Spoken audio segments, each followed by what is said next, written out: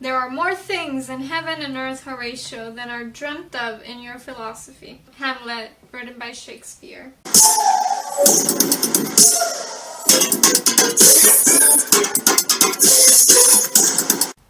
Hello people all over the world, welcome back to Ale versus. Today's episode is Ale versus Skeptics in honor of Halloween because Halloween is my favorite holiday of the year. It's been my favorite since I was a kid. I love me some witchcraft. I've put spells on people. Don't ask me why it works, but it fucking works. You see, I have the little pumpkin. Halloween is my favorite.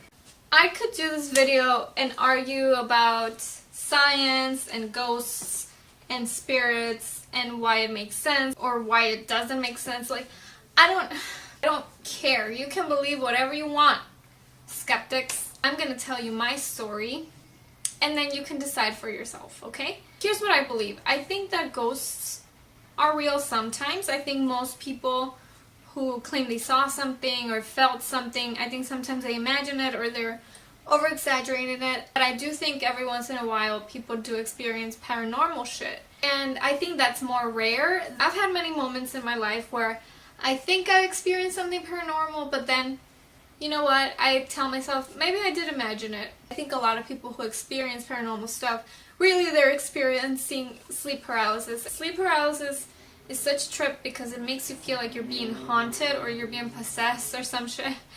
When in reality it's just your brain waking up in the middle of your sleep cycle and you're paralyzed and you can't move. And it's very scary. I've had it. It sucks.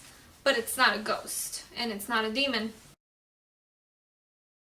So this happened when I was in high school. I lived with my sister. So it was like a huge Mexican family living in a small tiny place. So of course we didn't fit. I slept in the garage with my mom.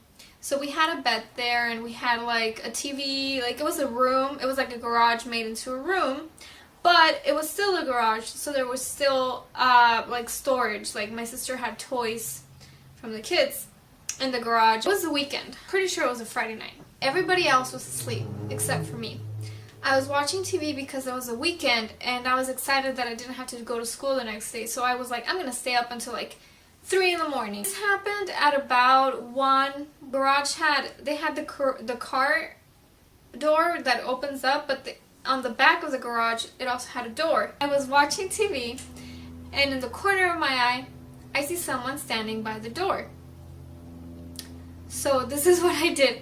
I turned around. I saw a woman dressed in white, kind of like an old-timey white nurse's uniform and like a little hat and the little white shoes and everything. I'm laying down. I see something in the corner of my eye. I turn around. I see the ghost. I'm like, nope. I turn away like so fast, like when you're in public and you see your ex and you're just like, nope, I didn't see anything. That is exactly what I did. I'm like, I'm not gonna let this ghost person know that I saw her because then she's gonna really come at me, right? I am fucking freaking out. I pull the covers over my head. I don't do anything else. I don't turn off the TV. I don't go and see if she's still there. I don't do anything else. I just stay under the covers. A couple of minutes go by and I'm telling myself, you know what? You're such a scaredy cat. Maybe you imagined somebody standing there and now you're freaking out over nothing. Well, guess what happened next?